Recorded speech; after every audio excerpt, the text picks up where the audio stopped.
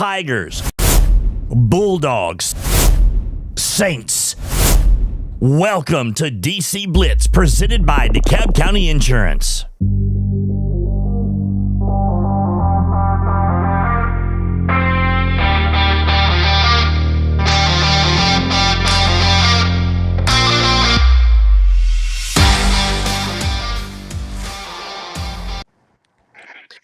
Well, good morning, and welcome to DC Blitz, presented by DeKalb County Insurance.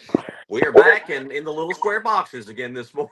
As, we're coming to you virtually as road conditions aren't terrible unless you're in Kelly's driveway, but it's bitter cold outside. I think I went out early this morning to go to the gym, and it was about 20 then, and by the time I got back, it was about 14, and that wind will eat you up. So one of those days, if you don't have to be out, probably a good idea that you just stay in, stay warm, find some movies to watch or a ball game or whatever, and just avoid the cold weather. Good morning, everybody. Coach is gone. We Walked out. We've lost him already. He's just walked out. But Kelly, Casey, how are things going? Enjoyed having the week. Well, Casey's not had the week off, but Kelly, obviously, you have with the snow from school. But everybody enjoyed all this ice and snow that we got last weekend? Yes. No. Well, cabin fever gets to me after a couple of days, and I was kind of glad to see the roads got clear enough at least to get out and go to Walmart, So, but everything sports-wise pretty much wiped out this past week. The games Tuesday night and Friday night for the high school were both postponed. The Tuesday night game will be played this upcoming Tuesday, while the games that were scheduled that night against Cannon County have been moved to Monday. So it's going to be a 3-game week upcoming, and there's basketball actually scheduled today with the Tigers and Lady Tigers supposedly making up their game from last night at Watertown at 1:30 this afternoon. Now, Coach Agee told me yesterday, I think he's supposed to have a conversation with them around 10 o'clock this morning, so we might get word if anything changes on that. But I was telling everybody to stay home today, but obviously for high school basketball teams are playing, bundle up and go warm the car up ahead of time, and then go out and head on down to Watertown, watch some basketball action. So what's everybody been doing with no sports to cover, no school going on? What have y'all been doing all week? Work. We actually, Wednesday, we're able to have softball practice with the junior high. So we've had 3 days of softball practice. It was not mandatory. Not all the girls were able to make it, but we're able to start getting to work with the junior high softball team. All right. So despite the elements, getting underway with softball season will be here, obviously, before you know it. Coach, I know you've had a week off from school as well. I saw you did some bowling, I think, a couple of days ago. Did some bowling. Been grading a lot of essays. Those are always fun. Yeah. so anyway, we'll see if school ends up back in Monday for the snow. We're not supposed to get much out of this last system, I think, and a few flurries out there this morning, but still some of those back roads out there are a bit of a mess. So we'll see if things kind of get back up and going on Monday. Coming up this week, if everything goes down as planned, it's going to be a pretty busy week. We mentioned the high school playing Monday, Tuesday, and Friday, if all things stand as they are. DeKalb West School scheduled to play on Monday at Salina. Some of this may come down to whether or not we actually have school Monday, whether or not these games actually get played. But for the high school, y'all, these are district games they're having to move, and I guess the one good thing about being in a small district, other than you get an automatic ticket to region, is, you don't have a whole lot of games to have to make up if weather does kind of interfere. But got to get these games in that are district, both the Central Magnet game and last night's Watertown game. I sort of like how Cannon does this. They're in a 14 district also, and they play their district games every Friday. So that gives them leeway the wraparound week or whatever with weather, messing things up, that they can reschedule. Kelly? I have a friend up in Macon County, and she sent me some pictures like on Thursday, and it's pretty bad up there. I mean, like there's ice still on the power lines, a lot of trees down and stuff. So I don't see Macon County going back to school before Wednesday. I mean, I could be wrong, but until it gets warm, they're not gonna be able to get out. It was pretty bad up there from what she was showing me. And you think about West School going to Salina, that's kind of up in that area there. So that game may be affected. Of course, that's the region tournament semifinals that are supposed to get underway first of the week. So that could affect West School's game, whether they're schooled or not here, Kelly. The weather conditions apparently much worse up in that direction. That may force that game to be pushed back a couple of days. I don't know. I mean, I don't know what they'll do because I don't have any information from them. I'm not in the loop on that. But I know if they won, it seemed like they played like maybe Wednesday or Thursday. Wednesday. Yes, they would play Wednesday and then go down towards like Sequatchie maybe or something in that area. It was more southeast that they had to go, which they didn't get a lot. I know I had to go to Warren County yesterday, and they had school yesterday. They didn't have anything. But I don't know if they would be like, well, the top seed automatically gets to go, and that would be Salina because they are the top seed. That's why we're having to travel, I think. I don't know. I don't have any idea. Well, we'll probably learn more once we get into the week, and games do have to be moved and all that. I've got that as Wednesday on my schedule now. I'm starting to second guess that it could be Thursday for that next round game. That would give them a couple of days to be able to make that up, but we'll just have to, again, see how that plays out. We're a little light on our schedule today. Coach Matt Quarles of the Middle School Saints program will be joining us here in just a little bit, kind of put the wraps on his season and just talk about how he felt about the campaign as a whole and how things wrapped up in their district tournament. We were trying to round up maybe another guest for this morning. Had a couple of feelers out there, but just a lot going on. The weather's had some impact on that as well. So in our 940 segment, we're going to open it up and take some viewer questions. We do this every now and then. If you got some topics on your mind that you'd like to throw out there and get our thoughts on, you can hit us up in the chat. Just type the question in there, and we'll be going down that list coming up during the 940 segment. Some things that you'd like to talk about, basketball in particular, since we're in the winter sports season. But if you got something else on your mind, we'll see what we can do with it. Casey's always got an opinion. Yeah, just about everything. Usually wrong. Casey, what is your least favorite school? Soccer. Oh, I'm sorry. What? Who is your least favorite school to travel to? Either Macon County or White House. One of those two for sure. I'm going to throw a topic out here for us to kind of bat around before we go to Matt Quarles here in a few minutes. I saw that, if I get the district wrong, I apologize, but I think it's District 6, maybe 4A, has. Okay, I didn't know if that was me. I thought I went black on us. They have decided not to play a district tournament this year, and there may be some other districts that end up following suit. Now, I think that's one of these 4-team districts. It could be a 5-team, but they're saying, why in the world do we play a district tournament, then turn around and play basically the same teams again a week later in the region tournament? Is this going to get to be a thing? And TSSAA, as much as they love their money, are they going to step in and have something to say about this? What's your opinion on this? I like it. If in a 4-team district, you play your tournament all season long. You should know how you finish at the end of that regular season. It would be very upsetting for somebody to win the regular season, especially going away and somehow losing the tournament and cost themselves seeding or anything. All right. Go ahead, Coach. Nope. I could see that unless you're getting to host the tournament, I'm kind of with Casey, but I cannot see TSSAA giving up this money. That's why we have a gazillion football playoff games. You don't win a game and you're still in the playoffs.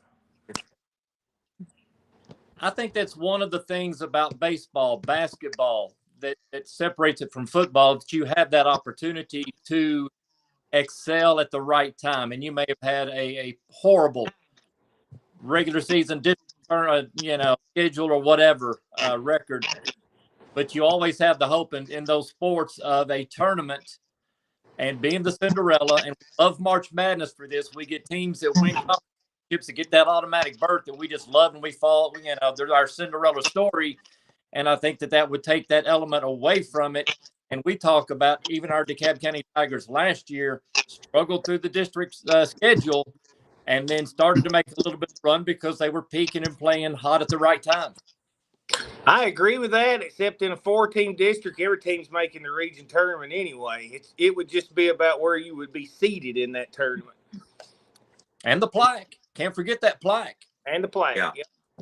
Well, and it's going to be said, basketball's a tournament sport. Coach, you kind of alluded to that. I mean, we love March Madness because everybody loves those upsets. We love the Cinderella story. And I know this is high school, not college, and we probably don't see the volume of upsets on the high school level. Obviously, we do college. I think we see more on the high school level now than we used to. But I can look at a 14 district and think, what's the point? If you win the district regular season, should that count for something? If you get upset by the 4 seed and you end up, I don't know, 2 or 3. Is that punishing a team for what they accomplished in the regular season? I can argue both sides of it. I just look at it and kind of see the point. If you're going to be playing these teams this week and you played all season and you're all going to region anyway, what's the point? Other than the money. And I think it'll eventually just come down to the money for TSSAA, and they may just end up mandating this if they have that capability to do so, and I assume they do. Who knows what TSSAA will decide to do. Depends on who's in charge that day. Right. Go get the money! I would think that, especially in basketball, I don't think it affects so much in football and baseball and softball. I don't know about soccer. I don't like I hated when I played in high school and then we had to go play our district tournament at Tech because a college floor is bigger than a high school floor. And the atmosphere is terrible because you're not going to get enough people. I mean, Tech barely gets enough people to come to their games for it to seem like a basketball game. I really wish, and even I say this even for the state tournament, which I guess it's an honor to go play in the glass house. But, and I do like that it's at MTSU. If you're going to do it, it is in the middle of the state. But I wish really and truly that they would use the bigger high schools in Rutherford County because you're so far away. The fans are so far away, and sometimes that's what you feed on is the atmosphere. And if it's an empty gym, it's hard to feed on that, especially if you have to travel somewhere, that's 2 hours away and none of your fans. Yeah, but I tell you what, I've seen, I believe, more fans at a District 8AA championship game than I've seen at a Tennessee Tech basketball game. I mean, in this area, people will travel. I get what you're saying, Kelly, and I tend to agree with that. I've seen good shooting teams go in to Hooper Evelyn Center on the high school level, and it's a nightmare trying to adjust to that. And that's kind of been an equalizer for some of the teams in the Upper Cumberland over the years. If you had a good established inside game, you did well at Tech. If you relied on the 3-point, it was effective because I can even remember when Kyle and them were in high school, some of those boys were dunking that couldn't dunk in a regular gym. The flooring is different. There's kind of like there's some springs and stuff in the floor. It allows for the floor to maintain, but it also allows for you to jump. I mean, there's just a lot of variables. I really wished we could have had an opportunity to play our district tournament at a neutral site, but more like Cookeville High School or one of your big, like Watertown is kind of a good place to host a tournament, but not really because they don't have any background behind their goals. There's bleachers behind their goals, and that makes a difference. But I don't know. There's a lot of things to make it neutral, but I guess the NCAA, they get to do it they kind of do it at neutral sites. I kind of like how they do that. All right, we might get Matt Quarles' take on this too. He's going to be our guest when we come back. We'll get a break in here. We're going to recap the middle school Saints season with Coach Quarles. And again, we'll take the viewer questions coming up later in the program, so get those questions sent in to us. Stay with us. We'll be back with more. This is DC Blitz presented by DeKalb County Insurance. At DeKalb County Insurance, we proudly support our local sports teams, always rooting for the Saints, Bulldogs, Tigers, and Vols. And off the field, we're here for our community too, helping you understand your Medicare options with care and clarity. We're not affiliated with Medicare, but we're here to help you make informed decisions by finding the best plan that fits your healthcare needs. Open enrollment for 2025 runs from October 15th to December 7th. Give us a call to set up your Medicare evaluation at 615-597-0660, Monday through Friday from 8 a.m. to 5 p.m. Central Standard Time. Please note, we do not offer every plan available in your area. Any information we provide is limited to plans we do offer. Go to Medicare.gov or call 1-800-MEDICARE to get information on all of your options. Prompt, professional, and courteous healthcare services. That's what you find when you visit Good Health Family Clinic, 414 East Broad Street in Smithville. When you're on the go, you can't afford to be sick. The staff at Good Health Family Clinic is committed to getting you back on your feet and feeling better as soon as possible. They are locally owned, so you know you're being helped by people from right here at home, who you know and trust. Good Health Family Clinic accepts most insurances and is currently accepting new patients. Call to schedule an appointment, 615-597-4432. Good Health Family Clinic. Your family's good health is our mission. Smithville FBC is proud to support DC Blitz and all DeKalb sports. We have a place for you to call home on Sunday mornings and Wednesday night. We have nursery available. Pre-K through 5th graders are welcome to join Faith Kids. 6th through 12th graders are welcome to join FBC students, and everyone's outside of that is welcome to join all of our adult ministries. We meet Wednesday nights at 6, and Sunday morning small groups begin at 9 with worship at 10. Join us at Smithville FBC. It's a place to call home. Home Services is your trusted partner for comprehensive excavation and septic solutions. With a combined 30 years of experience, our team of skilled professionals deliver reliable, high-quality work for both residential and commercial projects. We understand the unique challenges of Middle Tennessee's terrain and provide customized services. From basic excavation to complex septic system installations, we have the expertise and equipment to handle jobs of any size or complexity. Put us to work for you. Home Services, 615-597-6287. In the heart of Smithville, by the tranquil waters of Center Hill Lake, one name stands out in real estate: Lake Homes Realty and the Tony Luna Group. With over 25 years of experience and a track record of over $100 million in local sales, Tony Luna is the expert you can trust.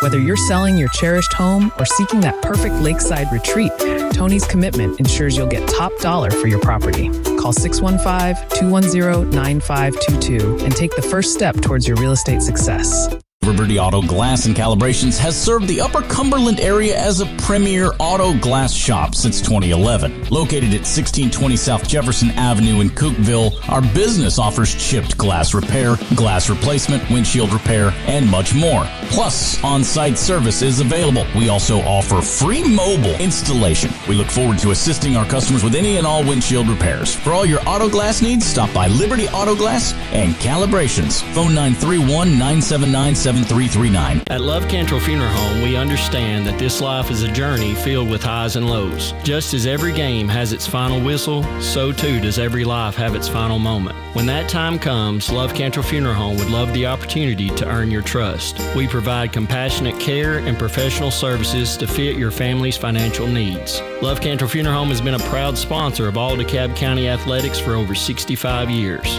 Love Cantrell Funeral Home, where love is not only in our name, but also in our services. Care makes for better banking. It's what turns transactions into trust and customers into neighbors. At Wellworth Bank, we see the people behind the numbers, the families building futures, the dreamers starting new journeys. We believe care should come standard because you're worth it. You always have been. Wellworth Bank. Care in common.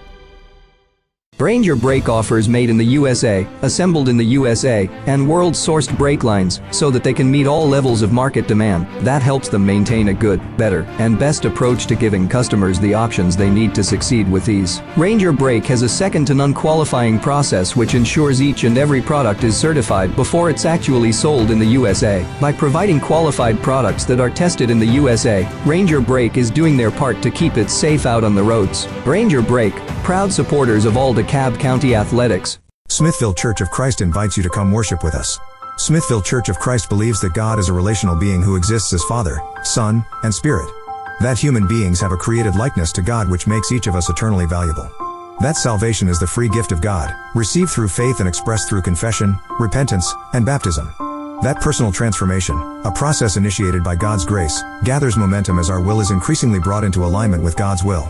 Come visit Smithville Church of Christ any Sunday or Wednesday night as we study together and worship our Lord. For 20 years, Southern Landscape Supply has been serving DeKalb County and the Upper Cumberland with everything you need to keep your lawn looking its best. From grass seed and fertilizer to top quality mowers and tractors, we've got you covered. And when it comes time for maintenance, our full parts and service department is here to keep your equipment running strong. Whether you're tackling the backyard or the back 40, trust your hometown experts at Southern Landscape Supply. Southern Landscape Supply, 611 Rich Froning Way in Cookeville. All right, we're back on DC Blitz, presented by DeKalb County Insurance. Tom, Casey, Kelly, and we're joined by DeKalb Middle School Saints Matt Quarles. Coach, good morning to you. Hey, good morning. How are you guys? We're good. We're good. How's things? No school, a lot of snow and ice, and well, unfortunately, no basketball. So you've had a little extra time to kill, I guess. But I hear the auto glass business has been keeping you fairly busy.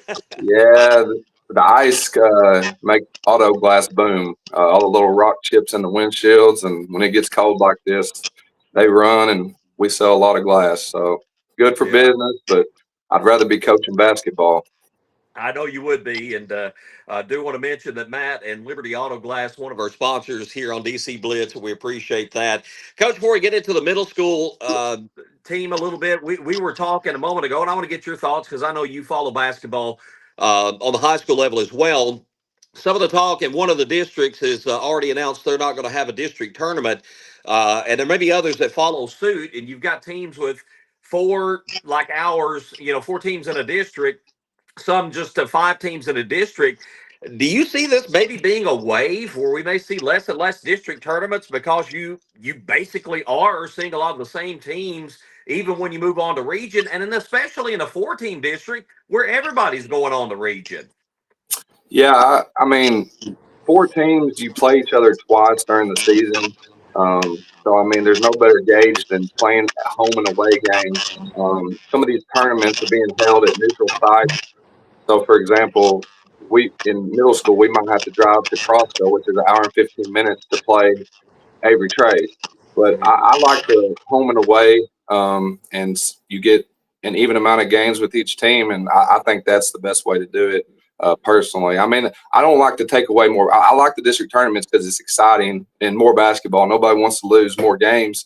But like you say, it's already been determined through the season. Well, why do we need to rehash it? I mean, I wish they would probably go, especially this year. We've got 4 teams. I mean, going to the region, we're automatically going to the region. It's guaranteed. So what's the point? Yeah. And that's kind of the way we were discussing it, things that we're looking at, of course. The argument would be, basketball is a tournament sport and a team can get hot at the right time. But again, if you're already going to that next stage, a district tournament to me almost seems pointless because you already know who's going. The only thing that might change would be the seeding and, again, who you might face on the other side of the region bracket. Yeah, well, in middle school on that level, they've TSSAA messed everything up this year. So when they changed it to 2 teams going, it's always been 2 teams, but they were going to go with just 1 team. The district champ from each district was going to move on. And so now Prescott and Avery Trace have both won, and Avery Trace beat the number 1 from the other district, and Prescott destroyed the number 2. And so now they're playing each other again. They literally just played They played in the season at the end of the season. Then they played in the district championship. Now they're playing in the region championship. They played each other 3 times in like 3 weeks.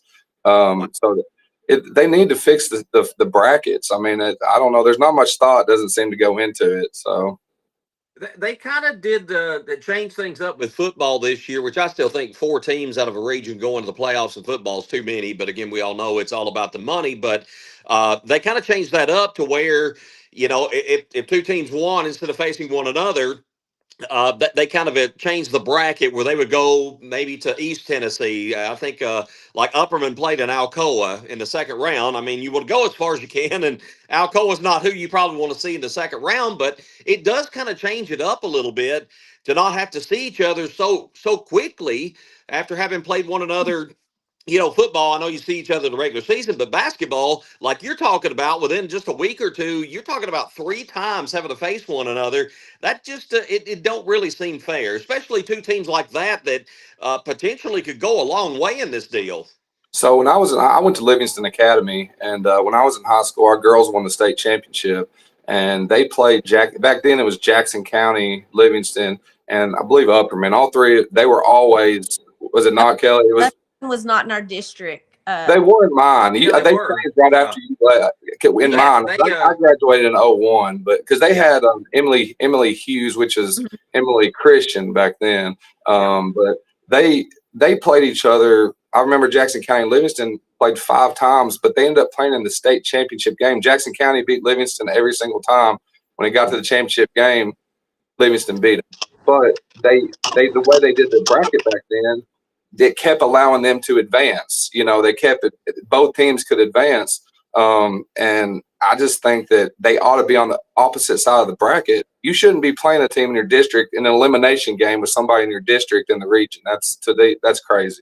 So, yeah, I agree with that. And I remember those days you're talking about, Matt. In fact, I think the year after that, might have been 2 years after that, the same thing happened with Jackson County and Upperman. By that time, I know for sure by that time Upperman was in the district. I think they ended up playing 5 times, and there was one season where Upperman dominated. They may have won 3 of the 5 or something, but Jackson County won the one that counted.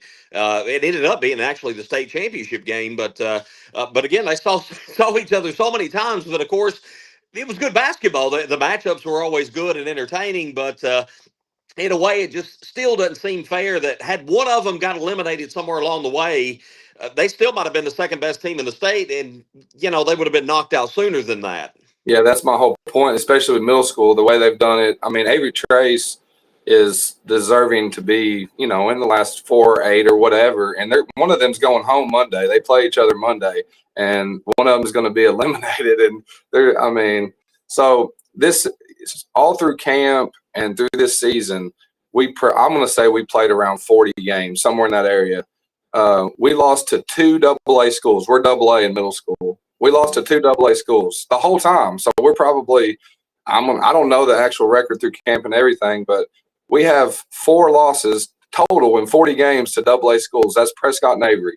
So we literally, there wasn't many close games in AA, to be honest with you. There was a few, but so the best 2 teams by far that we've seen is Prescott and Avery. There's only 2 teams that's beat us in AA for all summer, all through the season, and they're going to have to be one of them's going to be eliminated Monday, which is silly, but that's how they drew it up. So. Coach, I know that was something that you had said to me that you felt like that Prescott game, there's so much emphasis because whoever won that game moved on, and whoever lost, the season was over. But the team that you had this year, as talented as you were, you felt pretty good that if you could win that game, regardless of what happened in the district championship, you could go possibly a long way. Of course, you would have run into the same scenario too, I know, having to play an Avery Trace again. But did it hurt just a little bit more knowing that scenario that you probably are legitimately one of the best AA teams in the state in this thing? Yeah, and I'll say this, Prescott, it was a close game. We just couldn't score. So they beat us. They're the better team. We got them once this year. They are the better team, and it does hurt, but it hurt more to me last year because we all were there. We were right down to the wire. And it ended up the way they had it set up last year. Upperman and Avery Trace, they ended up playing like 3 or 4 rounds later. And so I just watched Upperman continue to move on and Avery Trace continue to move on. And I just thought, man, I mean, we could have, but this year, the way it turned out, we would have had to play Avery Trace again Monday. We would have. So it does hurt. But I will say this. Avery Trace and Prescott are the better teams. I mean, we talked about, we play a season for a reason. And they beat us, more times than we beat them. But this was a very talented team, and I'm really excited to see what happens then moving forward in high school and seeing how they continue to progress. Coach, what are you most proud of from this season from your team? I mean, we had some new kids come in, and they kind of just gelled immediately. We had Cade Gordon came in from Tullahoma. Brantley Russell came in from Warren County, and we had Landon, obviously, who's known these boys forever, from West School. So this was my first class that's came all the way through. And then we added some new kids, and they're like best friends. They all go to the high school games together. They hang out. That's at halftime against Prescott. Like when we were down by 5 in the tournament, I looked at them. I'm like, guys, these are your best friends, man. Like we got to go out here and win for each other right here.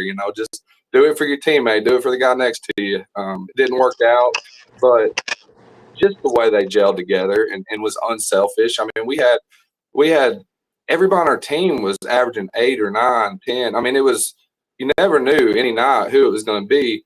The one thing that we ran into is we ran into Crew Martin and we ran into Owen Cook. And, I love our kids and they're great and they're going to be, I mean, I really, like I said, look forward to see what they do, but we didn't have the one kid that could just literally take over a game, or they had the game plan for it. We were having to change our game plan and constantly changing our defense or doing this that was out of our norm to try to guard a kid that was basically unguardable. And, it kind of got us out of our game. And I put that on me. We probably should have just went out there and did what we did and seen what happened. But I think I overthought it and tried to do things differently.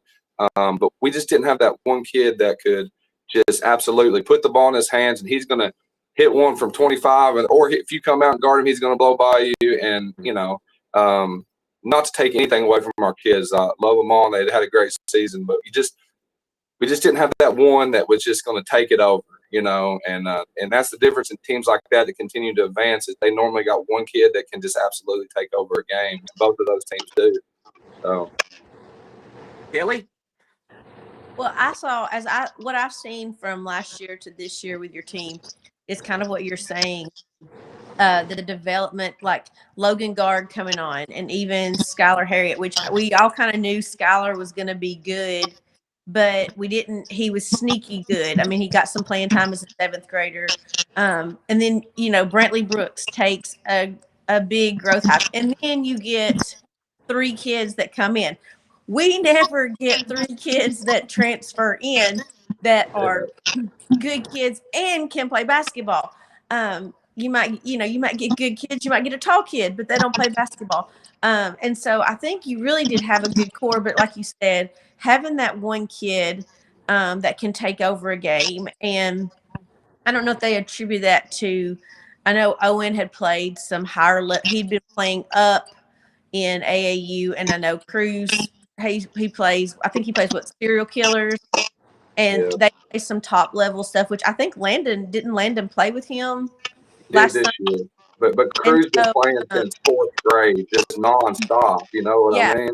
And he comes from, I mean, he has a dad that's a coach. I mean, I don't know. I was watching the Louisville Duke game the other night, and Louisville's coach, Pat Kelsey, I think, no, it's not Kelsey. Is it Kelsey? His name, his 13-year-old son was at Duke shooting. They showed him, in the pregame, and he was hitting some bombs. He's just coming from an atmosphere, a home life of being around basketball. And that's kind of Cruz. He's grown up with Linus coaching high school ball and being around it. So, I mean, I don't think it's a disadvantage, but you didn't have that kid. You didn't have that gym rat. I know they worked hard, but that kid that has that's all they've done, because Landon's a good football player. Brantley plays baseball. You just Logan plays baseball. So you've had those kids that have done multiple sports, which is great, and they should. But to have that one kid that just basketball is solely their thing, you didn't have, and I think that was the only disadvantage you had all season against matching up with Avery Trace and Prescott. Yeah, so Hayden played serial killers with Crew starting in about fourth grade, and Crew, as you know, everybody talks about Owen, like you say, working and being a gym rat, but Crew's the same way. Linus wouldn't let it be any different. What's he got going on over there? I think he's trying to sneak a new sponsor into the program. but Crew, he ended up getting MVP of the district tournament, deservedly so. And he is really playing well right now, and that's been the difference in Prescott. Mitch has done an absolute great job. I played high school basketball with Mitch Copeland. He's the coach for Prescott. He's done an awesome job with that team. But Crew has really stepped up his game and is playing on another level right now, getting his teammates involved. I think in the district championship, he shot the ball maybe 6 or 7 times, and he hit maybe 4 or 5 of them, but he had so many assists. Their big, tall kid, the Taze kid, he just sat on the block, and Crew, they'd come out and guard him. Crew would dice him up and throw it to Taze, and all Taze had to do was lay it in. But like I said, that's not to take away anything from anybody that we have on our team. Landon's been working really hard. You know, Matt's got that barn dominium type house, and they've got a basketball gym. I bought one of them Dr. Dish shop vac things for here. My kids wouldn't use it, so I sold it to Matt, and he's got it in his house over there. And Landon's been working his tail off, and Landon, you know, he's got potential to be that kid. He just got to keep working. You know, I mean, he's a couple years work behind those kids. They started earlier in AAU full time, and Crew this past year he played 7th and 8th grade. So he played with Hayden in the 8th grade, and then he'd turn around and play a 7th grade game. We'd be in the Under Armour. We'd be in Alabama. He'd play four games back to back against top level competition. You can't replicate that in your gym by yourself. You can't replicate that. And Owen's the same way. He plays for Team Mookie Betts, and I mean, they're just top level kids. And we're in the Upper Cumberland. We have extremely good basketball right now. It's the best I've ever seen it. I mean, even high school level. I mean, girls, boys, everybody, they're all good. So, but. All right, we're going to throw you in the hot seat, Casey. Oh, here we go. Casey's been quiet today, though, so I think he's been waiting for this opportunity. Been slowly building. Matt, tell us about your team coming up that you know of so far for next year. I know you got that 6th grade bunch this year. It has a ton of talent on it, just destroyed people throughout the season. What are you looking at showing up for you for 2026-27? Well, I'm glad you asked about that, because my father-in-law, he always says, "Why don't they ever talk about the JV on there?" Of course, you know, he wants that bunch to get some recognition. I'm like, their time will come. Their time will come. But they went 16-2 this year, and that's with us playing our 6th graders versus everybody else's 7th graders, because the way JV set up in our district, it's 7th grade. Most teams aren't playing 6th graders. We're a little different than everybody else. So we had actually 3 6th graders starting for a big amount of the season. And that was Joseph May, Colt Quarles, and Mason Curtis. Mason is, of course, 6 foot plus. He started playing quite a bit for us toward the end of the season with varsity. He's a 6th grader. And then we got Cameron Purcell, shooter, Zane Thomas, Scrappy, Jackson Longmire. He's a mid-range kind of kid, a lot of putbacks, mid-range stuff. I'll be honest, I never dreamed that we'd be as good as we were this year in JV. That was kind of shocking to me. And next year, as the moment, depending on what happens, if you just take what we have now, we have 3 8th graders that will be coming, 3 7th graders will be 8th graders next year. So there's going to be some 7th graders obviously starting. Obviously, 2's going to have to, and maybe more than that. So I'm excited about it. I've got the 6th graders. We teamed up with Brandon Fox and Hoop City, and we got my starting 5. We played a few 6th grade games this year because of other teams didn't have a JV, like Rickman. A few others, I think, defeated. But I got my 5 6th graders that would be my starting 5. They're playing with Hoop City. And so then we went and had a tryout, and we picked a kid from Sparta, a kid from Murfreesboro, a kid from Cascade. And so Jordan Parker, y'all know Jordan Parker. Jordan's wanting to get into coaching eventually. So I said, dude, why don't you try this out right here and see if you like it, So so he's going to coach this group, and they're going to play all spring and summer. So that should pay dividends for us next year. That's one thing we've been lacking a lot in this county is a lot of our kids don't play AAU, and then we're playing against kids that have played year-round AAU, and it's just hard to catch up. Plus, we don't have a 6th grade team like everybody else. Plus, we don't have a Northside team like everybody else, elementary. So I thought this would be a great opportunity. So I'm excited about that, and I think we're going to be young. So I don't – the 16-2 thing, I don't know if we can replicate that next year. But, the difference between 6th and 7th graders and 8th graders, Kelly knows, especially coaching, it's just a completely different ball game. It's like basically 8th graders versus seniors. It's boys versus men, pretty much. So we'll see. But they're talented. They're scrappy. They play hard. They're very coachable. Very coachable. That's the thing I love about them. They run a better 2-3 defense than our. We couldn't run 2-3 with our older bunch this year. And they communicate. They shift well. They talk. They bump each other off. They just really coachable. So I'm excited about that. Yeah, that group, you would send me the stats for their games in addition to the varsity, and gave me a heads up as they had gotten into their season about the hot start they had. Matt, they were just winning games, man. They were winning impressively in some of these games and some big performances. I think it was Joseph May, and like his first start had like 20 points, and Mason was consistent throughout the year. And you mentioned Jackson Longmire, 7th grader there, would step up. It wasn't just like you had one guy two, kind of like you talk about on your varsity, that might just be your go-to guy. You had a lot of these guys really stepped up, and man, they put the hammer down on some of the opponents they had this year. Yeah, Joseph, Kelly, we got another transfer. Joseph May, he was from Livingston. So I don't know. He just showed up out of the blue and started draining 3-pointers, and I was like, well, okay. Does his dad work for Liberty Glass? Is this what's going on? You are from Overton County. Y'all know how to recruit that. Because in high school, they're notorious for having people move in. Yeah, the NIL. Everybody keeps saying the NIL has been good to DeKalb so far. So I don't know. It's been weird the last. I've never seen this many kids moving in that can actually play. So I mean. Good. Keep them coming. So, yeah, it was what I did want to say is, we played Rickman this year. They just play a 6th grade schedule. They don't have a JV. And they only lost to 2 teams. They lost to us and they lost to Prescott. So that's the only losses that they've had this year. They're in the James C. Hale State Championship. So our 6th grade, we beat them, just our straight 6th grade. And then we beat Prescott both times too. And the second time we beat Prescott bad, and that was our 6th grade and a few 7th graders versus their 7th. And they're in the James C. Hale State Championship also. So, yeah, but that's by default that they're in the championship. Is that right? Well, so they were supposed to play Watertown. Watertown's kids got sick. Like they had 9 6th graders, and 5 of them had the flu.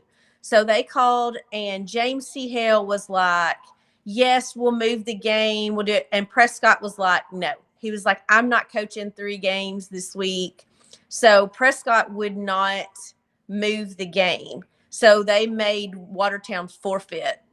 Well, let me tell you this. I know Corbin real well that plays down there, and Corbin's a stud, and he's hard to handle. But Prescott, they only lost 1 game this year, and that was to Rickman. Well, I say that. And then they lost 2 to us. So they had, But yeah, I was just saying that to say we beat a lot of teams that ended up. And the course of James C. Hale is not like it used to be, but we beat a lot of teams that are all the teams that made the championship. Even in the 8th grade, Allen's is in the championship. We beat them by 20 in camp. Rickman boys 6th, 7th, and 8th made the championship. We of course handled them both times. Winfred Bryant, we destroyed them in camp. that's what I was saying earlier. It's just frustrating because all these teams that we've beat pretty bad, you were watching them go and still play, and we're sitting here at home, so. But the difference that I see in that is, so like this year, which we were talking about, sorry, somebody's at the door, so my alarms are going off. The difference that I saw this year, of course, when I coached, we were not part of TMSSAA. I kind of dug my heels in. I was like, no, I don't want to do it because of all the restrictions. But I looked at our principal the other day and I was like, it's useless for us to play fifth graders anymore because we're having to play everybody's seventh grader. And you can't play a fifth grade. You can't play a fifth and sixth grade game. Now, when we play our Smith County schools, we can. When we play most of our Wilson County schools, we were playing legit fifth and sixth graders. But it's hard because my kids, the whole time I coached, I would not really let my seventh graders play with my fifth and sixth. I might have one, but you wouldn't even know that they were a seventh grader. And now you can't play those fifth and sixth graders against seventh graders. It's too much. It's like playing a sixth grader against an eighth grader. It's just too much. And I feel like TMSSAA has kind of killed us on that because the teams you're mentioning, besides Allen's and Prescott, which they just took their sixth grade teams, none of those teams are a part of TMSSAA. So it's allowing them to play more games, which is what's killing us. We can't play very many games, and you can't get good without playing games. Yeah, I agree. Man, well, Coach, what do you think about the high school team this year? What do I think about the high school? Our boys? Yeah. Yep. I mean, the Macon County game was pretty impressive. Honestly, I thought Macon was going to be the best team in our district. And I'm nervous for you in that Macon County game. That's wild. Hayden hadn't played in a close game all year, and I guess Chase being out, and they had some foul trouble. And I heard Coach Agee say, "Quarles, go sit next to Randolph," and Hayden just turned pale as a ghost. He hadn't been in a close game. So, I thought he handled himself well. I mean, he didn't turn it over. He had some assists and got a backdoor cut, and his 2 3-pointers didn't fall. But I mean, he's played a lot of basketball. So I once he got in there for 30 seconds or so, I knew he'd be all right. When he went to the free throw line, though, Adam Barnes looked at me and said, "Is he gonna make him?" I said, "No." He's too jacked up. I knew his adrenaline. He was long on the first one, and then he recalibrated on the second one. So, but as far as the team goes, I think Coach Agee was really testing them at the beginning of the year, making them play man against Warren County and Cannon County, and just challenging them in that way. And I think he's went to more of a zone defense, which has, I can't wait to see us play Cannon Monday because I think it's going to be a different ball game because now that, I don't know their game plan. I have no insight on that at all. But if we go zone like we have been, we've been running pretty good zone defense, and you limit Miles Alexander from driving and penetrating and creating. So I like that they've swapped the zone. I don't know if they're going to stick with it or not. That's up to them. But they've got a ton of potential. I think this district is really not very good. I mean, I hate to say that, but I mean, Watertown I think they lost to Central Magnet by 1. Watertown really struggled with Livingston the last time they played them. And I think personally, after the Livingston game where we struggled, I was sitting up there with Adam Barnes and a couple other parents. I said, I'm telling you right now, we're going to win the district this year. And they're like, what? Because we just really struggled. I said, I'm telling you right now, we're going to win the district. I really believe that. And hopefully we do because we want to avoid Upperman and Stone in the region. You know what I mean? So it'd be nice if we could because we'd end up playing maybe Cumberland or somebody like that. Cumberland's a lot better this year, but definitely beatable. So I think they're moving in the right direction. Yeah, I agree. That Macon game, and you've probably seen more of the games than I have. I've seen most of the home games, but that's the most complete effort I've seen from that team. They tend to have offensive lulls at times, but I thought, for 4 quarters, they were out there and they got off the mat when they got down. Said a lot about them. I thought later they rallied and Logan Duke had a huge third quarter there down the stretch there as they came back and took the lead. And, man, I just thought that, to me, that's the best I've seen them play all around all year. That was a good performance. That's the best game that I've seen Duke have since I've ever been. I mean, he's always out there playing hard, scrappy, getting rebounds, but you don't expect him to put in 22 or 24 or whatever he did. And it was efficient too. He wasn't taking bad shots. I mean, he was playing within the, that was a great game by him. It really was. Yeah. Coach Matt Quarles, we appreciate you taking a few minutes and talking some basketball with us today, talking about the Saints and some other things that we threw on you as well. And always appreciate your hard work, man, and all you do. And been a good friend to our show. I know that. We appreciate you so much. Thank you. Yes, sir. Thank you, guys. All right, Coach Matt Quarles of the DeKalb Middle School Saints basketball program. When we come back, we're going to open it up, take some viewer questions, talk about some sports-related topics from around DeKalb County. Stay with us. This is DC Blitz. We're presented by DeKalb County Insurance. It seems like the cost of everything is on the rise, but Erie Insurance can help make sure your auto insurance premium isn't one of them. Avoid rate increases with Erie Rate Lock. Even if you have a claim, your rates won't go up until you change a car, driver, or address. Your Erie agent is DeKalb County Insurance. Get a quote today at DeKalbInsurance.net. Erie Rate Lock is not available in all states. Other conditions and limitations at ErieInsurance.com. Go to ErieInsurance.com for company licensure and product details. Prompt, professional, and courteous healthcare services. That's what you find when you visit Good Health Family Clinic, 414 East Broad Street in Smithville. When you're on the go, you can't afford to be sick. The staff at Good Health Family Clinic is committed to getting you back on your feet and feeling better as soon as possible. They are locally owned, so you know you're being helped by people from right here at home, who you know and trust. Good Health Family Clinic accepts most insurances and is currently accepting new patients. Call to schedule an appointment, 615-597-4432. Good Health Family Clinic. Your family's good health is our mission. Smithville FBC is proud to support DC Blitz and all DeKalb sports. We have a place for you to call home on Sunday mornings and Wednesday night. We have nursery available. Pre-K through 5th graders are welcome to join Faith Kids. 6th through 12th graders are welcome to join FBC students, and everyone's outside of that is welcome to join all of our adult ministries. We meet Wednesday nights at 6, and Sunday morning small groups begin at 9 with worship at 10. Join us at Smithville FBC. It's a place to call home. Ignite HVAC Electrical and Plumbing is one of the top HVAC contractors in Middle Tennessee, offering both residential and commercial sales, installation, and services. We want to set ourselves apart from the rest of the HVAC industry by providing a seamless experience from your project start to finish. We are constantly improving our skills to continue to meet every expectation for our customers. Let Ignite serve your HVAC electrical and plumbing needs. 615-597-0100. In the heart of Smithville, by the tranquil waters of Center Hill Lake, one name stands out in real estate: Lake Homes Realty and the Tony Luna Group. With over 25 years of experience and a track record of over $100 million in local sales, Tony Luna is the expert you can trust. Whether you're selling your cherished home or seeking that perfect lakeside retreat, Tony's commitment ensures you'll get top dollar for your property. Call 615-210-9522 and take the first step towards your real estate success.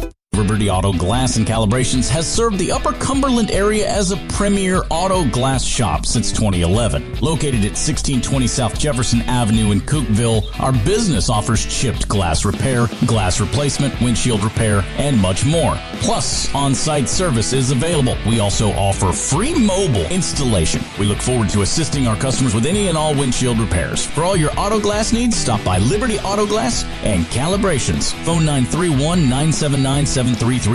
Just like the excitement of the big game, life is filled with unforgettable moments. At Love Cantrell Funeral Home, we understand that when the final moment comes, you want to honor those moments with dignity and care. Whether you're celebrating a life well lived or finding solace in a time of grief, our compassionate staff is here to provide the support you need. Love Cantrell Funeral Home is a proud sponsor of DeKalb County Athletics through 3 generations. At Love Cantrell Funeral Home, love is not only in our name, but also in our services. Care makes for better banking. It's what turns transactions into trust and customers into neighbors.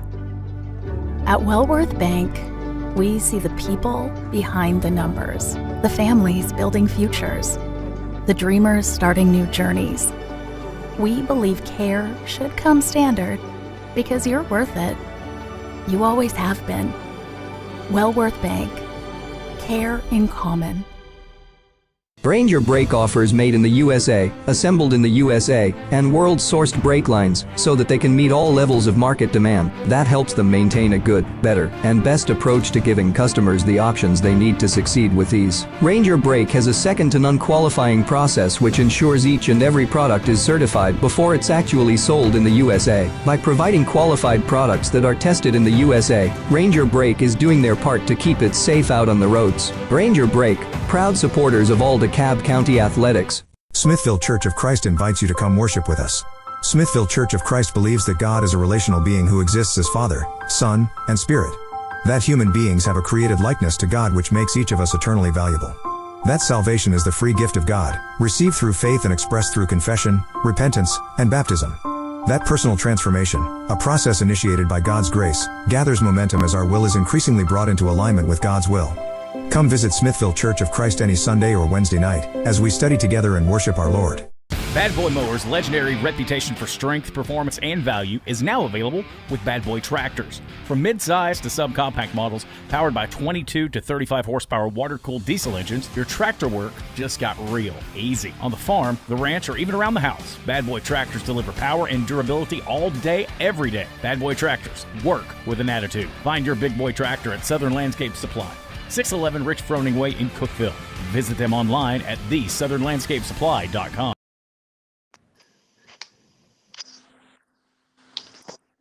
It's just me and you, Coach. We got it. We can do this. How's the dog? The dog just got back from that's where I went. I went and picked him up from his day spa. And that's why I was showing the picture. And I sent that to you in a text or an email. A text. Awesome. I may get that from you tomorrow, too. Or Monday game. Yeah, either way. We're joined by Tom. Yeah, I could see y'all were doing a great job. I was just sitting watching. I was just dark. I don't know what happened. Hey, I will say this. I was scrolling Facebook in between. Because of the game change today, Marianne Puckett's got like 4 or 5 Harlem Globetrotter tickets. So if anybody's needing or wanting to go to the Harlem Globetrotters in Nashville at 2 today, she has tickets. Message her on Facebook. I was noticing. I'm glad you mentioned that because I was going to bring it up at some point, and I had already forgotten. So I know she'd appreciate the shout out there. So Marianne Puckett on Facebook. If you'd like to go see the Harlem Globetrotters, that'd be a lot of fun. I've never seen the Globetrotters. Now, remember the Harlem Wizards came here a couple of times, and I got recruited to play for our local celebrity team, if you will, whatever it was, against those guys. And the only thing I remember from that night, other than we got beat by like 170 points, was one of them big 6'8" guys stepped on my foot, and I thought he broke my toe. I was hobbling around out there, looked like an idiot, and but it was fun, all for charity. But those guys are good. They're really good at basketball. The only time I've seen them play is when they were on Gilligan's Island and they play. That was great. I've seen that. That's awesome. I vaguely remember it. I don't remember the premise. I'm sure. How did everybody get stuck on Gilligan's Island and everybody managed to get off except the crew of the Minnow? They loved each other. Yeah. Well, if you ever saw the Rescue from Gilligan's Island movie, they rescued the castaways, took them back to society. They hated it so bad they all ended up back on the island again. So it worked out. It worked out in the end. But people would be surprised how much they would like being secluded sometimes. Yeah, no doubt about it. Hey, I don't know. A deserted island don't sound all that bad if you've got 6 other people to hang out with. But again, you probably get tired of each other. It's kind of like family during the holidays. It'd be fun for a couple of hours, and then everybody be at each other's throats, I guess. But a combination of people.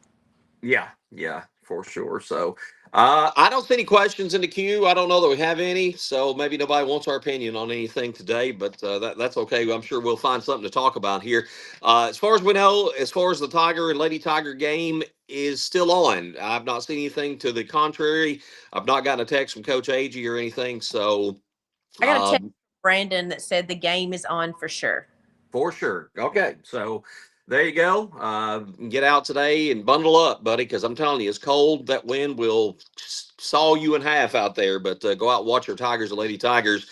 Girls game at 1:30, boys game to follow. No JV games, so just get out and support our high school. And not a far trip down the road. Can't beat it going to Watertown. That's better than going to Lafayette, right, Casey? Much better, unless you're traveling to Afghanistan. So just, kind of looking at things right now with the high school team missing this entire week. And, Coach Quarles was talking about how the boys, how well they played, and they did play an exceptional game, I thought, against Macon County. When you look at it, the Tigers have won 2 of their last 3. The girls have won 4 of their last 6 coming into the week. And now here you got a week off, no school, everything's sort of out of its natural rhythm here. How is that going to affect them? And I know other schools are dealing with the same issues, so it's not like DeKalb County is the only one. But a week off from basketball now, how do you shake off the rust, Kelly, and just especially having played so well prior to this unexpected week-long break? Well, I think they'll be fine.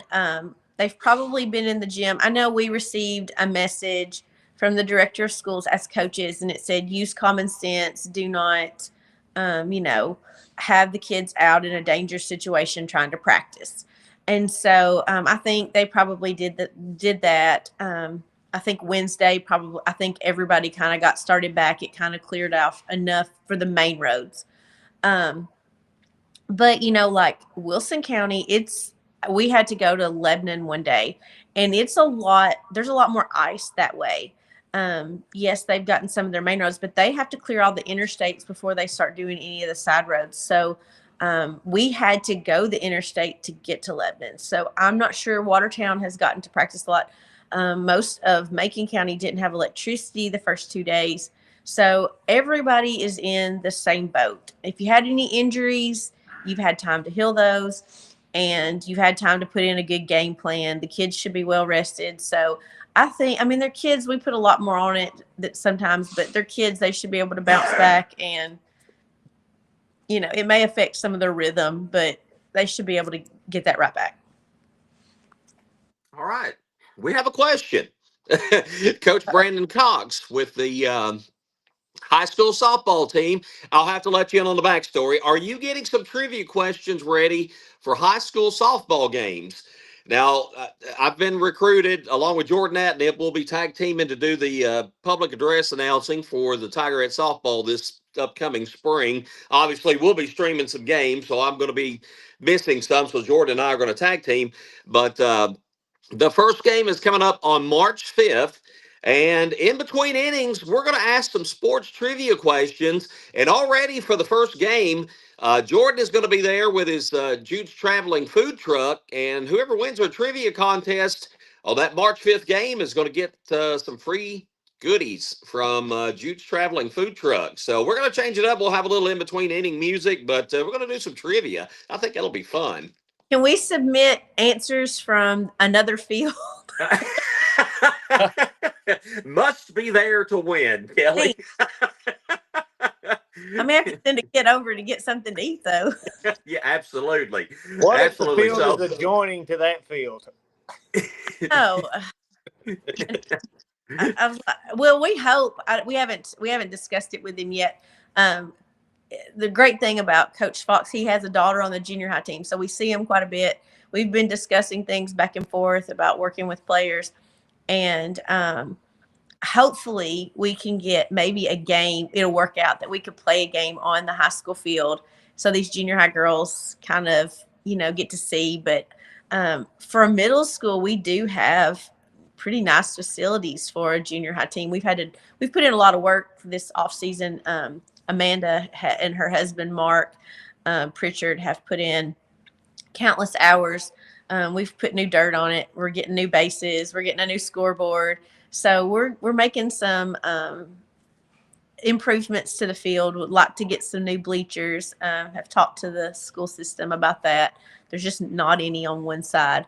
So we're trying to make some improvements, but that high school field is in good shape. So we'd love to go play on a game on the high school field as well.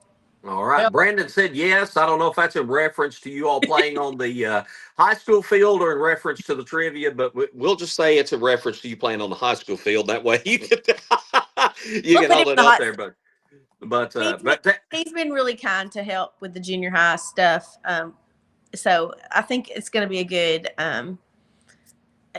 with us knowing them well. I think we're all four going to work well together, and hopefully we'll be able to feed them some players over the next 5 or 6 years. the spot in DeKalb County says, great job. Well, we appreciate that. I assume you're talking about us, but but I know the spot follows us, and they got a great thing going on here in DeKalb County, by the way. So they follow the Blitz and very involved with the young people in DeKalb County. We appreciate all their hard work. One other exciting announcement I've got while we wait for another question. Kelly has gotten us involved with the DeKalb County Fair. And this year we will be hosting the DC Blitz Cornhole Tournament at the DeKalb County Fair because we are experts on cornhole, said Casey is. none of us. Do what? Casey's the expert. Casey has done this before. John Casey's got me into it, so he's the expert, not me. Okay. We may have to have John Casey on the air before we do the cornhole tournament so he can enlighten us on what we need to know.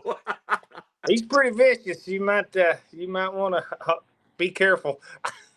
We don't have all the details just yet. We just know we're going to be in charge of the cornhole tournament.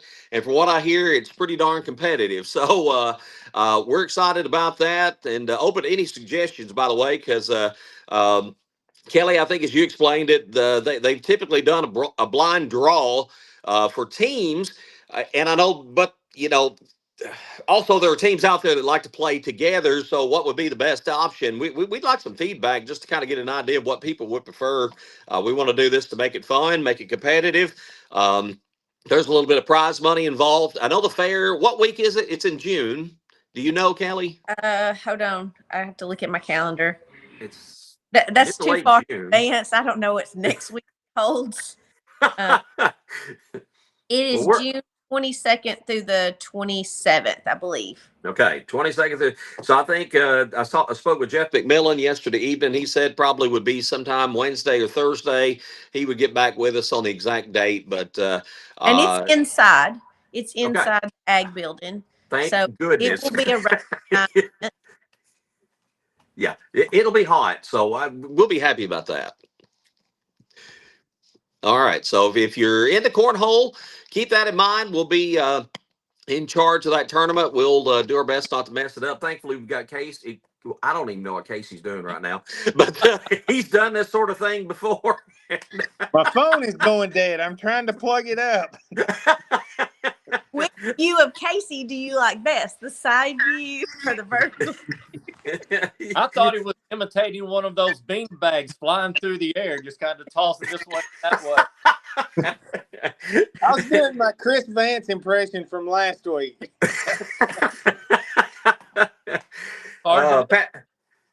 Pat Parkinson says, thank you for sponsoring the cornhole tournament. We're glad to do it. We're looking forward to that coming up in June. We got a lot of time between now and June. I'm ready for spring sports. It's right around the corner. Weather will be thawing out pretty soon. Tomorrow's February already. The January's kind of come and gone, and we're going to be getting into the heart of high school basketball postseason here in just a couple of weeks. But Tigers and Lady Tigers, they're going to have quite a stretch. They got Watertown, Cannon, Central Magnet twice, Macon County again, Watertown again, and then they wrap up with the Tennessee Heat. So that's just between February 2nd and the 17th. This is when you want to start peaking, when you want to start playing your best basketball. And as I mentioned, we saw the Tigers and Lady Tigers, play better of late, seeing them kind of gel. And I'm kind of excited. Coach Quarles talking about the boys really having a shot to win this district. I think the girls have a shot to win this district. I don't think any team on either side, girls or boys, to me, stands out above anybody else right now. The girls just have to stay out of foul trouble and have to take care of the ball. The boys, I feel like the core is there. There's going to be little tweaks he needs to make here and there, depending on who's playing well, injuries, some things like that. But From what we saw with Duke stepping up and just kind of being the senior leader, and then John Hendricks also being the other senior that stepped in and kind of made a defensive presence. They have a good shot if those two players can keep being good leaders. And then, you have Chase Young and you have Porter to come in, and they're kind of those, I don't know, mid-range. They're three-point shooters, but they're very physical. So keep them out of foul trouble, keep them playing. And then, Hartley came in and played really well, so that gives them another guard. And then you've got Elliott, who plays out on the perimeter, and which I saw him add a little bit of a dimension to his game the other day. I saw him take one inside. So if he can add that to him, that makes him kind of like what Matt was talking about with Cruz. You can pass and make those assists to the open players. But, they were playing really good against Macon County. I hope they continue it. I have a lot invested in some of those boys. I had a lot of time, so I want them to be successful. Chris, they're going to get a test Monday night with Cannon coming to town. You and I went over there to watch the game at Cannon, and the Lions, the girls' game ended up close, but the girls had to make a fierce comeback in the fourth period to get it to within 4. Boys' game was just almost a blowout from the get-go. Cannon County's got an excellent boys basketball team. How much better has DeKalb gotten? Of course, you got to factor the rivalry in, but Monday, Coach, I think, and this is a non-district game, but we're going to see how far along our teams have come when they match up with these Cannon County teams that I think are pretty darn good this year. I think when these two teams met over at Woodbury, Tom, that all the breaks, all the 50-50 balls, all of that stuff seemed to go in the Cannon County Lions' favor. It went their way. Whether it was foul calls, chippy calls, anything like that, seemed to go against our Tigers.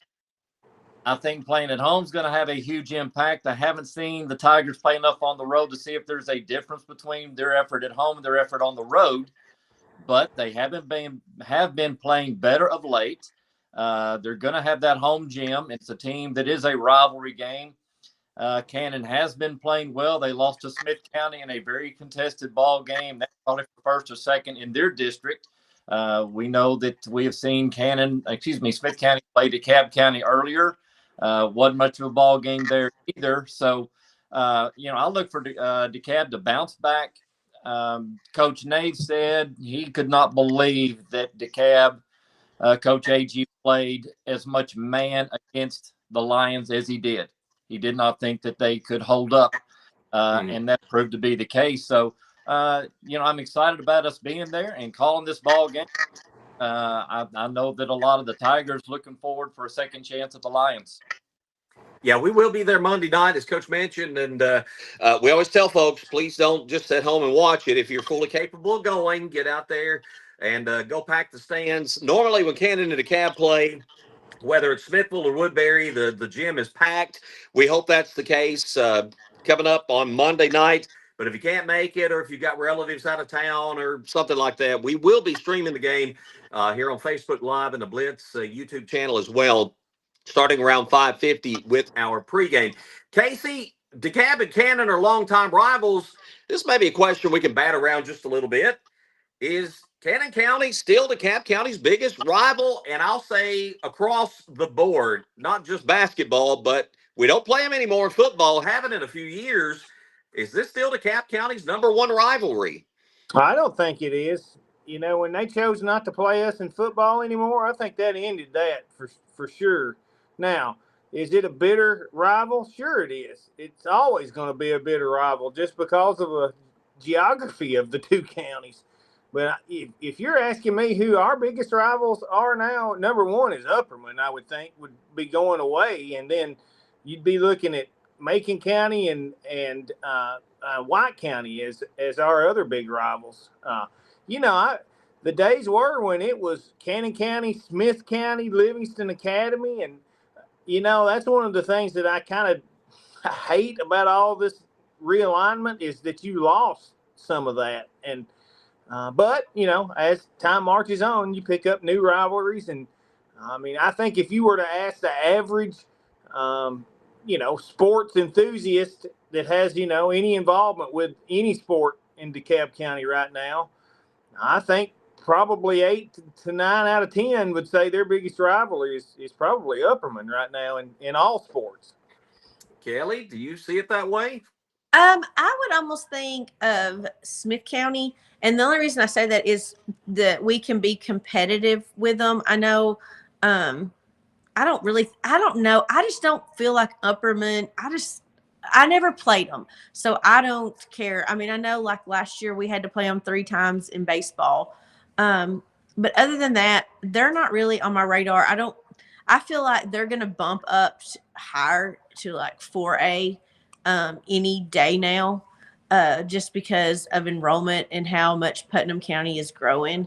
But I feel like since we don't play Cannon is in like, now I know the softball team's playing them and baseball's playing them like high school. We don't play them in junior high. And for that fact, our junior high baseball doesn't play them. So again, that's not a rivalry throughout the county. I think a lot of DeKalb plays a lot of the Smith County schools. The middle school plays defeated. We played Smith County Middle, defeated Forks River, Union Heights. We covered all of them as far as the West School. Softball, we're trying to play them. We have them as a game. If something gets rained out and we don't get to play a game, we've got them at the end of the season because we're trying to stay under the 20 game limit. Baseball plays them, softball plays them. So I would feel like Smith County / Gordonsville would probably be a rivalry because it's a rivalry you can win at. I haven't seen us just dominate Upperman that much. So I don't know that they're a rival to us. I guess I look at it through the football view first because, sorry, Kelly, it's probably no matter what, it's going to come back to football at some point. And both Smith County and Gordonsville and Cannon County chose not to play us anymore. And, I think that in itself hurts the rivalry. Did I enjoy playing Smith County? Oh, my goodness. It was a huge rivalry for us back when I could do anything about it. So, but I think over the years, again, going back to this realignment, it forces you to have some different schools come in where if you can't play somebody every year, yeah, I guess it's always going to be a rivalry, and it's always going to be sweet to beat Smith County, or it's always going to be sweet to beat Gordonsville. But when they're in your district, it just adds that special little edge to it because they can determine your outcome a lot more than what a team can that's not into your district. Sorry, Kelly, I hate to bring it back to football. Well, but that's the only. I mean, like I understand what you're saying about football, but football's the only thing we play them in because basketball's not playing them at all unless they hit them in the region. And so I feel like I don't know. When you say a rivalry, I think you have to almost limit it to a sport because the same teams that football has to play, like y'all talk about White House all the time. Basketball rarely ever plays White House. I mean, they're like a non-factor, it seems like, in basketball. I don't know why that is. I guess we just don't match up with them the way the regions are aligned and things like that. But like y'all talk about White House. Well, White House is only really football because we don't play them in baseball. We don't play them in softball. We don't play them in soccer. We don't play them in golf. I mean, there's nothing that's football is the only thing. So I think you almost have to go with your rivalries is what sport you're playing. Coach, I was going to ask, you've kind of gotten the Cannon County side of this, having taught over there for a little while now. And, of course, you and I covered it with DTC, and you still do for a lot of years. And we kind of saw that Cannon-DeKalb rivalry, particularly in football, kind of how that was and how both teams, both schools, both fan bases sort of treated the rivalry. Looking at it from the Cannon County perspective, do they see DeKalb County as their biggest rival? And of course, do you feel like DeKalb County still feels like Cannon County is their biggest rival? I think a lot of the older people that I come into contact at Woodbury would feel exactly like Casey. Years ago, yes, this is the rivalry, and there's none bigger for Woodbury than the DeKalb County. I still, on almost a daily basis, if I'll dress up on Wednesday, and if I happen to wear a black shirt and some type of black and gold tie that goes with it, then I'm ostracized and, I'm frowned upon. That's too much DeKalb County you've got going on there. But that's from the older folks. I think if you ask to a man or to a woman about Monday night's game, you go up and down both rosters. If this is an important game, if it's a rivalry, I think both schools up and down would say, yes, absolutely. I hate Cannon.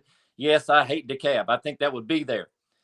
I do not think overall that these younger kids view the DeKalb County, Cannon County rivalry as we did once upon a time. And a lot of factors going to that Kelly brought up. You talk about soccer.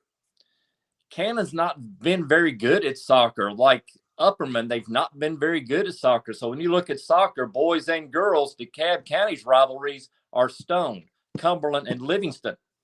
I mean, those are three they have to beat in every, year in and year out. Talked about football. Yes, there was a day back when Coach Cantor was coaching that they obliterated Cannon County in football, and Cannon County said, fine, we've had enough of that. We're not playing y'all anymore.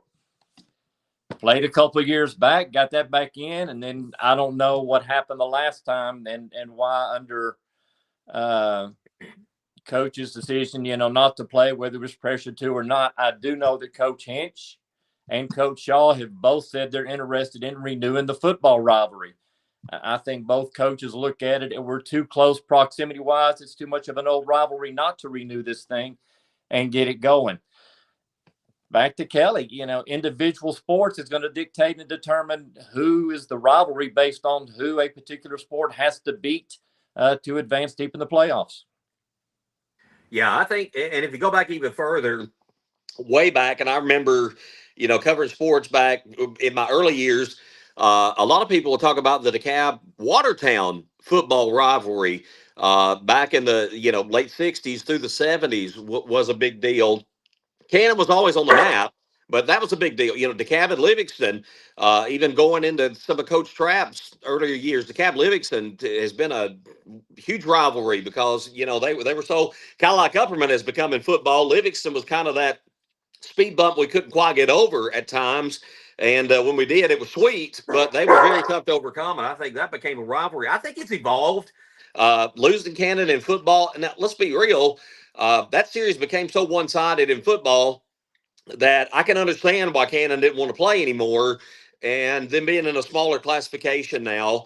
And, I think 2005, Coach Trapp's first year was the first time Cannon had even beaten DeKalb in football in 30-something years.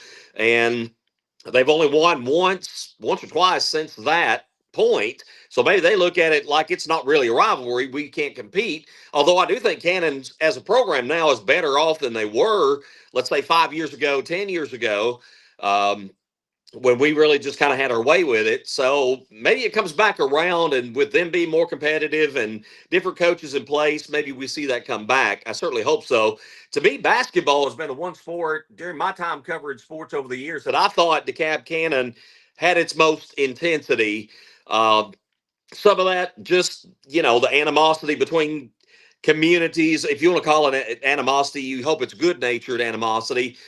Families, families, relatives from both sides of the rivalry, and even the coaches. I mean, Coach Martin was here, and, Coach Dodgen was the girls' coach at Cannon County, and they were good friends and great competitors. And he had Matt Rigsby was at Cannon County coaching boys, and he and Coach Martin had a, good camaraderie and a good rivalry. I think that made it what it was. That helped over the years. So I think, to me, in basketball, DeKalb Cannon has stuck out more as a rivalry than, say, football or really any other sport for that matter.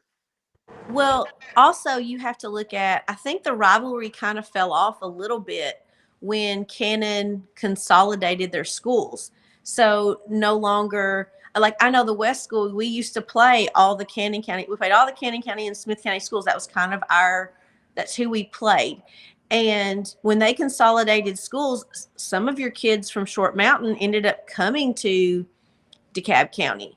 And then the rest of them all kind of, we don't play them. Like the West School can't play them in basketball because they're so much bigger now that they've combined all those schools. It's just too big. And plus they play that TMSSA. These limits on games, which I totally get why they do it, but these limits on games, if you're in a district that that's just like you were talking about Gordonsville and stuff. They ended up for football rolling into a district that had 6 teams, I want to think, in it. Am I correct about that? Had 6 teams. That limits how much you can go out of conference and play. And so and of course now like Smith County in football is in their district. So I don't know. I think it's just, you just have to do your rivalries by what sports season you're in. Because I don't know that Cannon and Smith have ever been, or Cannon County has ever been a rival in softball or baseball. All right, great topic, and I know a lot of folks out there would have their take on it as well. Share your insight. What do you think? Is DeKalb Cannon still DeKalb County's biggest rivalry, or who would you consider DeKalb County's biggest rival? Hit us up in the chat and give us your thoughts on that. We'll revisit some of those if we get some responses to that in our last break. Plus, we will announce the Good Health Family Clinic Student Athlete of the Week. We'll take a look at the week ahead and more. Stay with us. This is DC Blitz. We're presented by DeKalb County Insurance. At DeKalb County Insurance, we proudly support our local sports teams, always rooting for the Saints, Bulldogs, Tigers, and Vols. And off the field, we're here for our community too, helping you understand your Medicare options with care and clarity. We're not affiliated with Medicare, but we're here to help you make informed decisions by finding the best plan that fits your healthcare needs. Open enrollment for 2025 runs from October 15th to December 7th.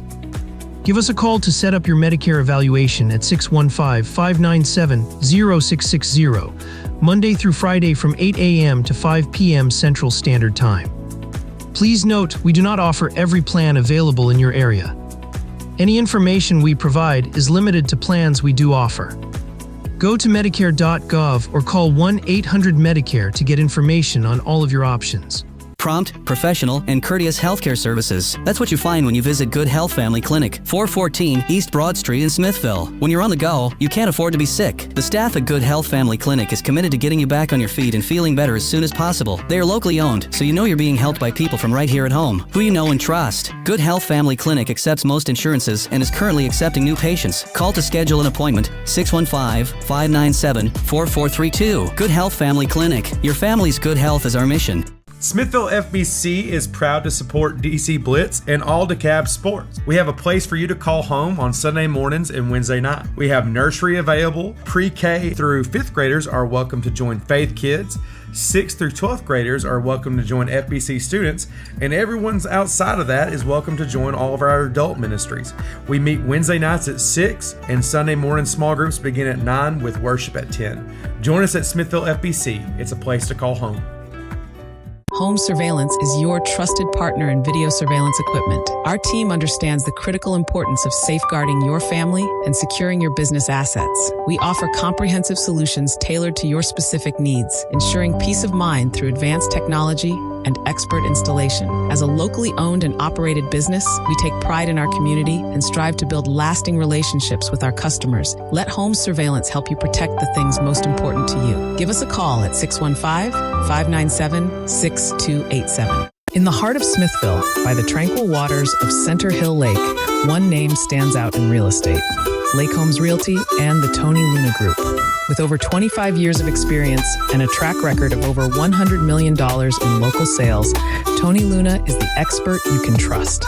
Whether you're selling your cherished home or seeking that perfect lakeside retreat, Tony's commitment ensures you'll get top dollar for your property. Call 615-210-9522 and take the first step towards your real estate success. Liberty Auto Glass and Calibrations has served the Upper Cumberland area as a premier auto glass shop since 2011. Located at 1620 South Jefferson Avenue in Cookville, our business offers chipped glass repair, glass replacement, windshield repair, and much more. Plus, on-site service is available. We also offer free mobile installation. We look forward to assisting our customers with any and all windshield repairs. For all your auto glass needs, stop by Liberty Auto Glass and Calibrations. Phone 931-979-79. 7339. At Love Cantrell Funeral Home, we understand that this life is a journey filled with highs and lows. Just as every game has its final whistle, so too does every life have its final moment. When that time comes, Love Cantrell Funeral Home would love the opportunity to earn your trust. We provide compassionate care and professional services to fit your family's financial needs. Love Cantrell Funeral Home has been a proud sponsor of all DeKalb County athletics for over 65 years. Love Cantrell Funeral Home, where love is not only in our name, but also in our services.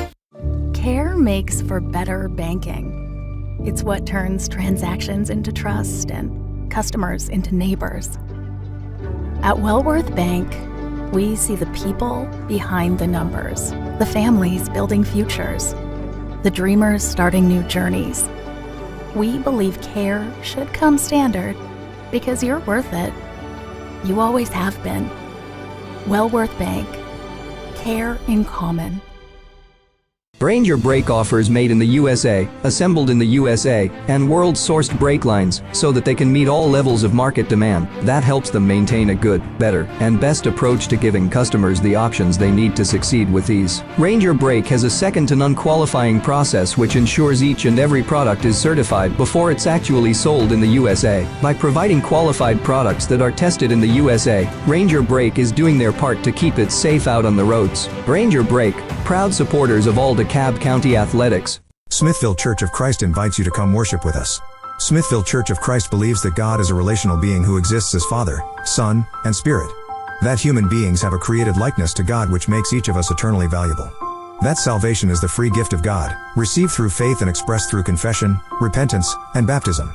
That personal transformation, a process initiated by God's grace, gathers momentum as our will is increasingly brought into alignment with God's will. Come visit Smithville Church of Christ any Sunday or Wednesday night as we study together and worship our Lord. For 20 years, Southern Landscape Supply has been your hometown lawn care source in DeKalb County and the Upper Cumberland. From mowers and tractors to seed, fertilizer, parts, and service, we've got all your lawn care needs covered. Plus, we have the top name brands available, from Bad Boy to Hustler, Shindaiwa, Red Max, and more. When it comes to your lawn, don't play around with the rest when you can have the best. Southern Landscape Supply, your neighbor in lawn care. 611 Rich Froning Way in Cookeville.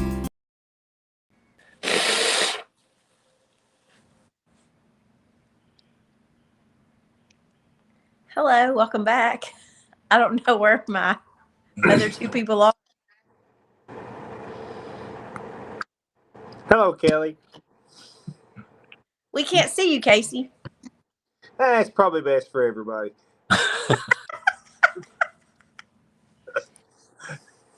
So how are you going to spend the rest of your day, Coach Vance? Well, right now, I had us on the Blitz, and somehow it's flipped back to May 7th, 2025, Mount Juliet at DeKalb West baseball. Pretty cool. I'm enjoying some spring sports. I'm ready to jump right to it. Hey, we're 1 week away from opening practice for softball and baseball in high school. 1 week. It's the bottom of the third, and we're up 3-1 over Mount Juliet. It was a really good game. Maddox did a home run, though. Oh, man. We are back to wrap it up here on DC Blitz, our final segment. I'm just dreaming of spring sports, warm weather. It'll be here for you. The only thing I don't like is you got to mow the lawn and bugs. You didn't have to mow your lawn. Yeah, I've gotten pretty lazy about that. I've been kind of subcontracting that duty out for a while, but thankfully my work's been down here tearing up my back lot this week, preparing for some building I'm about to have done, and about 3/4 of my yard is gone now, and I'm very happy about it. So that rate for mowing should go down a little bit this year anyway. But yeah, spring will be here before we know it. And of course, the cold weather will linger around for a little bit, but we'll have some better days to talk about weather-wise. It is supposed to warm up this week, so that's good news for basketball. As I mentioned on the schedule, the high school is playing Cannon County on Monday. You can see that game here on DC Blitz. They'll make up their game with Murfreesboro Central Magnet on Tuesday. And then they travel to Macon County on Friday night for a rematch with the Tigers and Tigerettes. West School will play at Salina Monday, assuming they can get to Salina in the region semifinals of the TMSAA tournament. If the West School Bulldogs win there, again, I've got it on my schedule Wednesday, but for some reason I think it's Thursday the 5th that they would play the winner of District 11, District 12 in the next round of the region.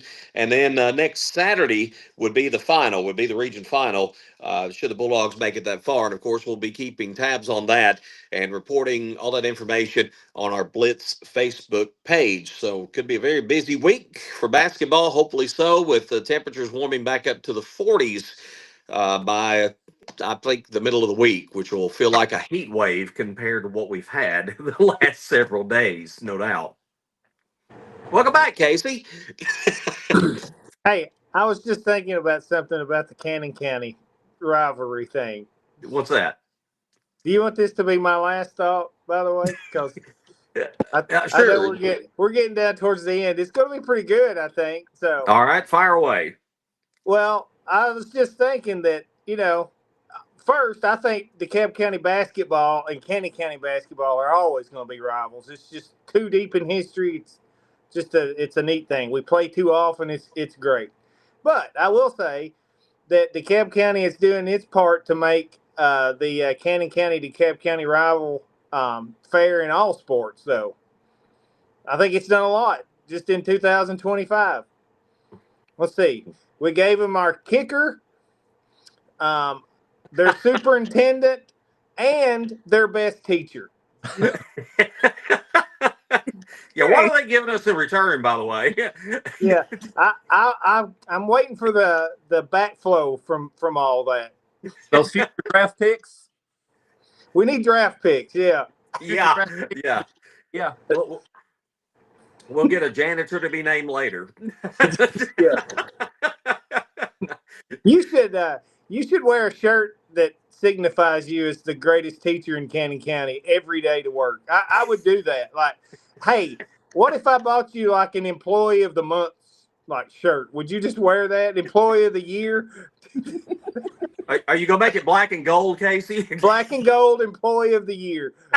And put on the back, you're welcome. Yeah.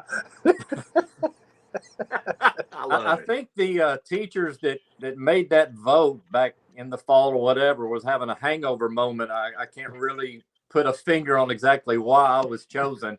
Maybe all the work that goes into it after you're selected. I had to write 3 different essays. Not everybody can do that. They had to pick an English teacher to do it. So did. All right, we got to wrap this thing up, and let's do it by announcing our Good Health Family Clinic Student Athlete of the Week. Three great nominees this week. Logan Duke of the DeKalb Tiger basketball team. Logan had 11 points in last Tuesday's game against the Tennessee Heat, but had his best game of the season on Thursday in the district opener against Macon County as he scored 22 points on 9 of 13 shooting from the floor. Was a perfect 4 for 4 at the free throw line, 8 rebounds, an assist, and a block shot.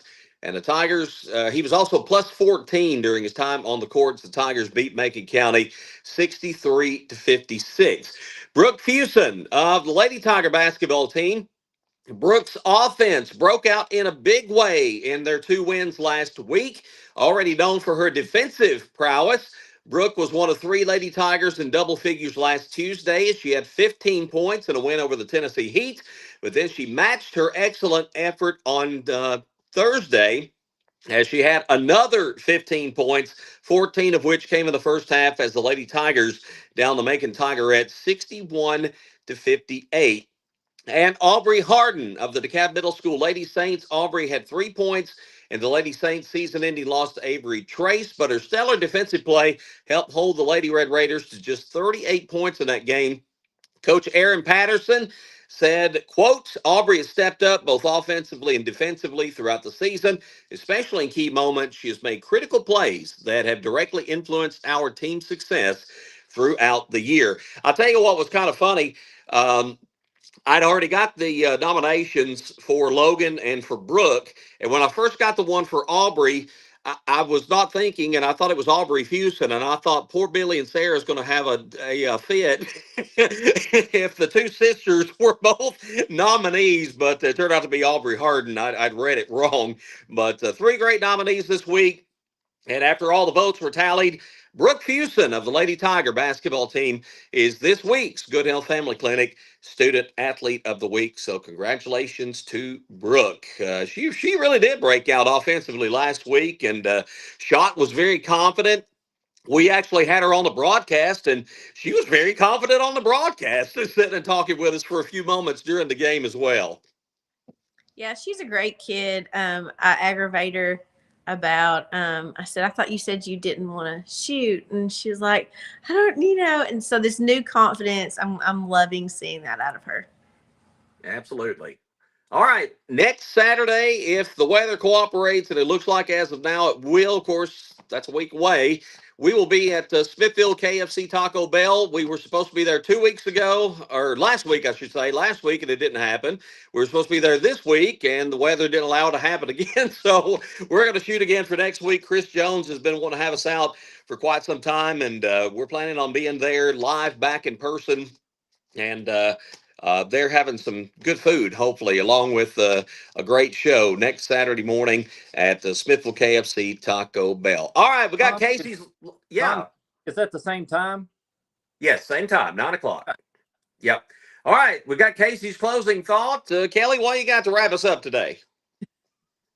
Everybody have fun, stay safe, and do your snow dance for a Monday day out of school. You got to go back sometime. There will be no snow dancing this weekend. We still have 8 days. We're good. All right, goodness. Coach. Big game coming up Monday night.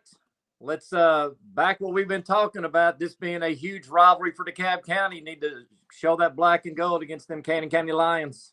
Yep. So come out full force. Will be in his black and gold. We know that. It'll have Blitz. Come out full force Monday night for sure. Get out today. I mean, I know it's cold outside, but warm the car up. You've done it before. So go out and watch them at Watertown today. And it's something good to do on a Saturday afternoon rather than sitting around eating too much like I'll do if I don't go to the basketball game. So get out and enjoy some basketball today. Want to thank our producer, Daniel Leslie. Of course, all of our sponsors, we appreciate them so much for keeping us on the air every Saturday morning. And, of course, all the great DeKalb County fans out in the community that support what we do, but more importantly, support our local student athletes and our local programs. We really appreciate that. And just really blessed that we have this platform to be able to come to you and talk a little bit about our young folks every week. We really enjoy and are tremendously blessed to have this opportunity to do so. All right. For Kelly, for Casey, for Coach, I'm Tom Duggan saying so long for this week's edition of DC Blitz presented by DeKalb County Insurance.